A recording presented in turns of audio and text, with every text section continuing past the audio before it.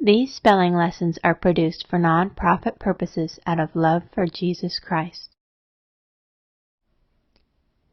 This spelling lesson, while we're going to learn some individual rules that apply to certain words like I have been in the last few lessons, we're also going to take a big picture look at the English language and how it's put together through some charts and graphs. Like this chart here, it shows the different ways that words and syllables will be spelled if they're short or long.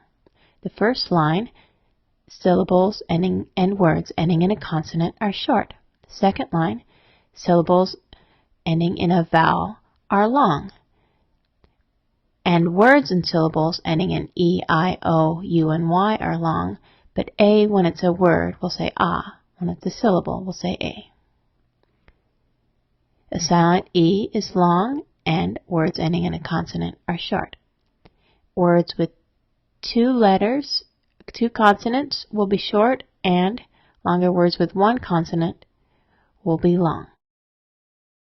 So, if you have a simple short vowel word, in order to keep it short when you add an ending, you have to add another consonant. Two consonants, short sound. If you have a simple silent E long vowel word, in order to keep the vowel long, you must not add a consonant. One consonant, long sound. This chart is a big picture look at the letter teams for vowels in the English language. Native English words do not end in I, so they change to Y at the end. This is shown in the red, like AI changing to AY, EI to EY, and OI changing to OY. The dark blue shows A within the word changing to O at the end. Light blue, I within the word, UI changing to UE at the end. And the green shows U within the word changing to W at the end of the word, because native English words will not end in U. Here's another look at the two-letter vowel teams in English. The ones in lowercase in red will divide between them. These are vowel teams that don't normally make a sound. We'll learn about that in a bit. Right now we're going to focus on the ones that we've already learned and the sounds that they make. Do you notice with the pairs, they'll change from like I to Y at the end and U to W at the end, as we've already discussed. Now I'll tell you what the colors mean. Dark green is first vowel long. Light green is first vowel short. For example, dark green EA normally says E. However, some of the time it can be short, saying eh. Dark blue is the second vowel long, with W acting as a U and Y acting as an I. Light blue is the second vowel short. Dark purple is the long double O, oo. Light purple is short double O, Pink is oi. Red is ow. Orange is ah. And gray is long A, spelled with an EI or EY. Here's the graph without the distracting colors. Instead, it just shows in black those that make a sound, and in red and underlined those that will divide between them. We have a syllable division rule for this. Two vowels together that don't normally make a sound will divide between them. This normally makes the first vowel long, but sometimes it doesn't. We'll look at some cases. Here is EO, and this makes the E long. In the bottom one, the O is silent, EOUS. It divides between the vowels, though. When I and then another vowel divide between, I can sometimes have an E sound. It's in the first four words. However, the last word, it has its long I sound, reliant. In these words, you divide between, making the U long. Like in EOUS, in UOUS, the O is silent. If you have a prefix that ends in a vowel and then the root starts with a vowel, sometimes even if the two vowels normally make a sound, they will divide between them. These words are dividing between vowels, but they're dividing because you divide after a prefix. These make the vowel long.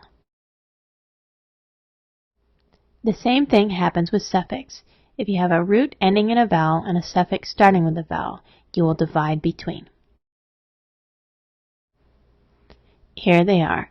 And again, sometimes I has a long E sound. In words from Latin, there is an exception. Sometimes, even though the vowels together will make a sound in English, they will divide in words of Latin origin. Here are words where the two vowels normally will make one sound in English, but because the words are of Latin origin, they divide between. Here are some more Latin exception words, where normally the two letters would work together to make one sound, but because of the Latin origin, they divide between. Now we're going to review all our syllable division rule. First, divide between two consonants. This normally makes the vowel short. Also, you divide between two words. And you divide before and after letter blends, consonant blends. In words with one consonant, you divide before, and this will normally make the vowel long. But this one also has a Latin exception. Latin words will divide after the consonant, making the vowel short. And the rule we just learned, vowel teams that don't make a sound will divide between the vowels, with the Latin exception. Some words that normally make a sound in words of English origin, you will divide between the vowels in words of Latin origin. And you will divide after prefixes and before suffixes. With the ending of LE, you divide one letter before the LE, but EL divides directly before the EL. This chart shows word origin. We've already talked a little bit about it with Latin and English. We show that here that English has a base of brown Old English words. They have certain spellings and sounds. And then, above it, Romance. Words from Latin, French, or a mixture of both where you can't really tell where the root comes from. There are also some words from Greek, Spanish, and Native American. In words of Old English origin, CH says ch. However, French origin, it will say sh, and in Greek, it will say k. In Old English, OU says ow, but in French, it will say ou, like in soup. Words of Old English origin also have a more clunky sound, have a lot more two-letter vowels and some silent letters like KN. These are teams always together, KN, GN, or MB, or WR. Latin tends to have only one vowel or vowel that divides between, as we just saw.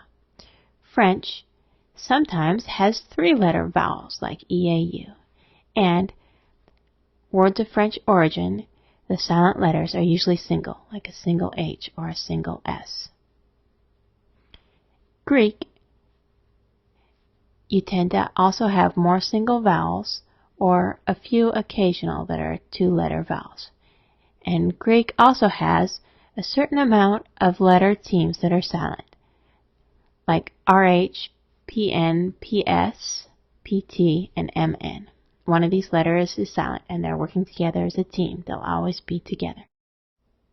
While GN is silent in words of Old English origin, it will be pronounced in Latin or French.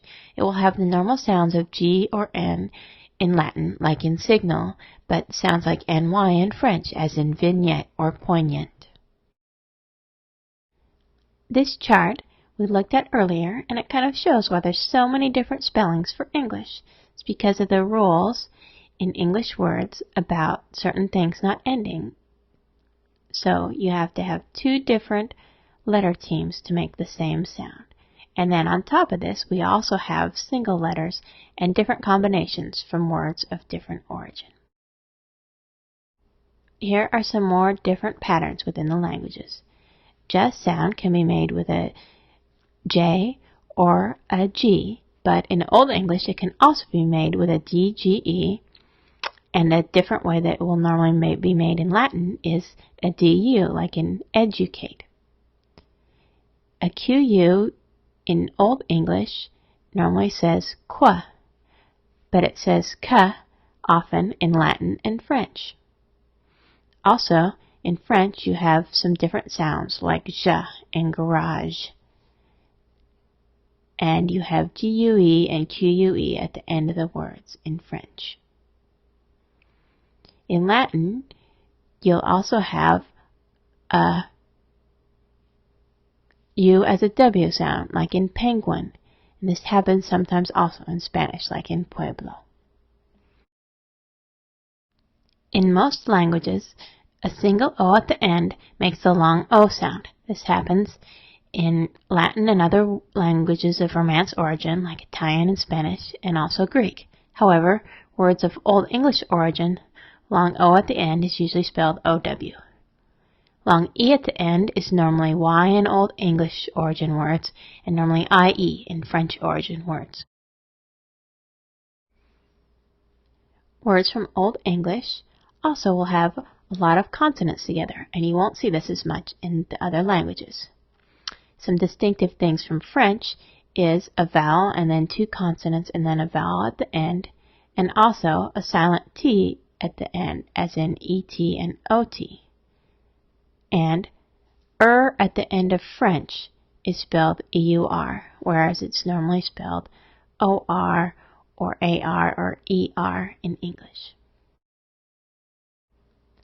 Within each language of origin, words are generally perfectly phonetic. However, there are slightly different rules and feel and sound for each language. You have a strong, sturdy, stout base of Old English words with some Romance branches thrown on, and up at the top, Greek, Native American, and Spanish. We're going to look at the difference between stress and accent pattern in words of Old English and Latin origin. Stress is different between languages, but within each language of origin there is a constant pattern of stress for words that come from that language. In Old English, the main part of the word is accented. Like here, believe, believable, the main part of the word is the leave part. When we see Latin words arranged in the same pattern, there does not appear to be a pattern. However, Latin has its own pattern, which we'll see next. Latin words will either be accented on the second to last or the third to last syllable. In two-syllable Latin words, they will be accented on the first syllable, which is the second to last syllable. In words of more than two syllables, if the last syllable is long, then the second to last syllable is accented. Otherwise, the third to last syllable is accented. When we look at the words here, they are words from Webster's Speller, so they are already arranged by accent pattern. The Latin words follow a clear pattern here, and when compared to Latin in this way, the English pattern seems less evident. However, each has a simple pattern within its own language of origin. Here is a spelling rule that is related to language of origin. Two-syllable words with an accent on the last syllable will double the consonant when adding the syllable. Latin words do not accent on the last syllable, so these are words of Old English origin. Words of Old English origin double the consonant when adding a syllable. This word is of Latin origin. It has an accent on the first syllable. Words with an accent on the first syllable will not add a consonant when adding a syllable. This is another word of Latin origin. Again, it will not add a consonant because words with an accent on the first syllable do not add a consonant when adding a syllable. For further study on this topic of how word origin affects spelling, you can use the program Words by Marcia Henry. This is a great program. It also looks at vocabulary as well as spelling and phonics. It ranges from the 3rd to 8th grade level. The ABCs and All Their Tricks is a great reference book that has a lot of phonics and spelling information, as well as covering a little bit about language of origin, especially the difference between English and Latin. A free resource is the Spelling Book by Swan. It covers both regular spelling and some spelling in conjunction with roots and word origin.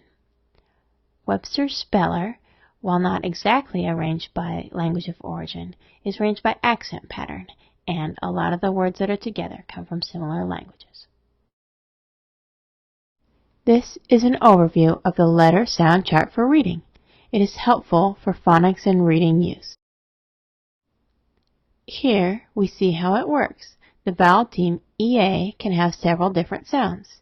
You should try its most common sound first. It says long E, 67% of the time.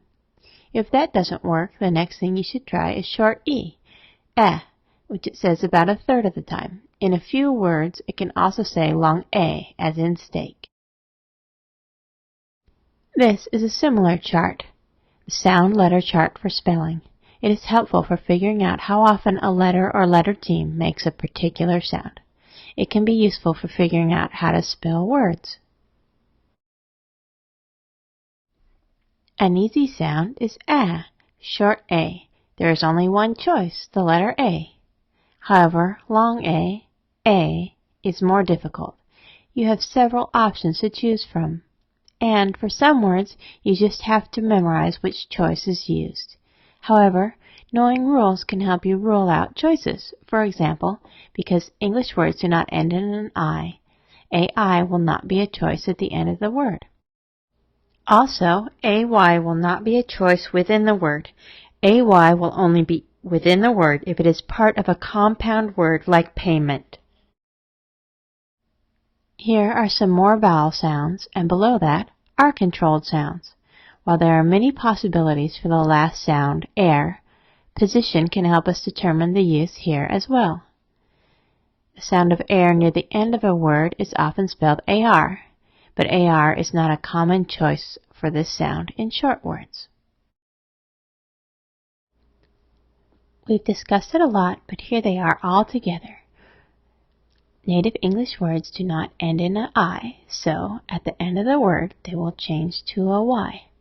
Oi within the word, OY, oi at the end.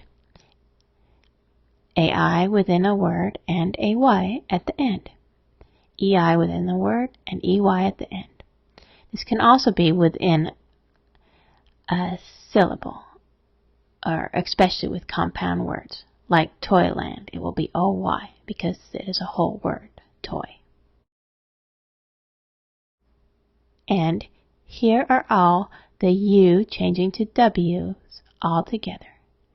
Again, native English words do not end in U. You. Ah, ow, ow. U within the word, W at the end. However, some of these can also be used within the word, like OW can either be used within the word or at the end. And native English words do not end in A or I. OA will change to OE or OW, and UI will change to UE. Here are a few more spelling resources. My favorites are the ones I listed earlier, but on the high end and low end, here are two more that I like. If you need a lot of spelling work, you should focus on the most frequent 1,000 words, and that's what Spelling Plus does. It also has a companion book, Spelling Dictation, that uses these most common 1,000 words in sentences. And on the high end, Spelling Made Simple goes into a lot of the more difficult suffix rules and focuses on tough and challenging words. We've looked at a lot of different things this lesson, but when we look at the last chapter of James, we're just going to look at EA and the different sounds it makes. Go to now, ye rich men, weep and howl for your miseries that shall come upon you. Your riches are corrupted, and your garments are moth-eaten. Your gold and silver is cankered, and the rust of them shall be a witness against you, and shall eat your flesh as it were fire. Ye have heaped treasure together for the last days. Behold, the hire of the laborers who have reaped down your fields, which is of you kept back by fraud, crieth, and the cries of them which have reaped are entered into the ears of the Lord of Sabaoth. Ye have lived in pleasure on the earth, and been wanton. Ye have nourished your hearts as in a day of slaughter. Ye have condemned and killed the just, and he doth not resist you. Be patient, therefore, brethren, unto the coming of the Lord. Behold, the husbandman waiteth for the precious fruit of the earth, and hath long patience for it, until he receive the early and latter rain. Be ye also patient, stablish your hearts, for the coming of the Lord draweth nigh. Grudge not one against another, brethren, lest ye be condemned. Behold, the judge standeth before the door. Take, my brethren, the prophets, who have spoken in the name of the Lord, for an example of suffering affliction, and of patience. Behold, we count them happy which endure.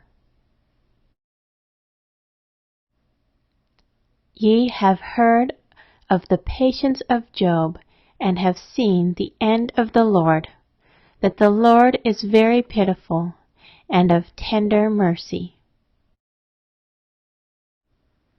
But above all things, my brethren, swear not, neither by heaven, neither by the earth, neither by any other oath. But let your yea be yea, and your nay, nay, lest ye fall into condemnation. Is any among you afflicted? Let him pray. Is any merry? Let him sing psalms. Is any sick among you? Let him call for the elders of the church, and let them pray over him, anointing him with oil in the name of the Lord. And the prayer of faith shall save the sick, and the Lord shall raise him up. And if he have committed sins, they shall be forgiven him. Confess your faults one to another, and pray one for another, that ye may be healed. The effectual fervent prayer of a righteous man availeth much. Elias was a man subject to like passions as we are, and he prayed earnestly that it might not rain. And it rained not on the earth by the space of 3 years and 6 months. And he prayed again, and the heaven gave rain, and the earth brought forth her fruit.